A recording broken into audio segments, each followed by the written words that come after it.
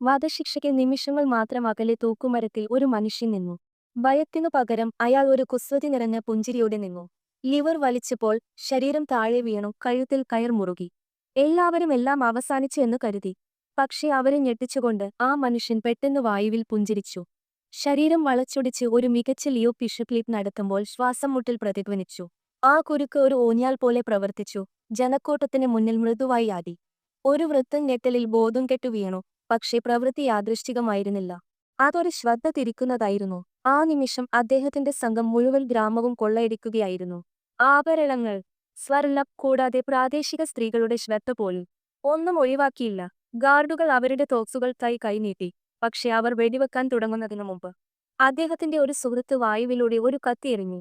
അത് കയറിൽ നിന്ന് വൃത്തിയായി. ആ മനുഷ്യൻ വീണു, നിലത്തേക്ക് ഉരുണ്ടു, പങ്കാളികളുടെ അരികിൽ വീണ്. ഒരു മടിയും കൂടാതെ അവരെ ഒരാൾ കയർ വലിച്ചെടുത്തു. അവർ അവനെ സുരക്ഷിത സ്ഥാനത്തേക്ക് വലിച്ചിഴച്ചു. പൊടി അലിയുന്നതിനു മുമ്പ് അപ്രത്യക്ഷനായി.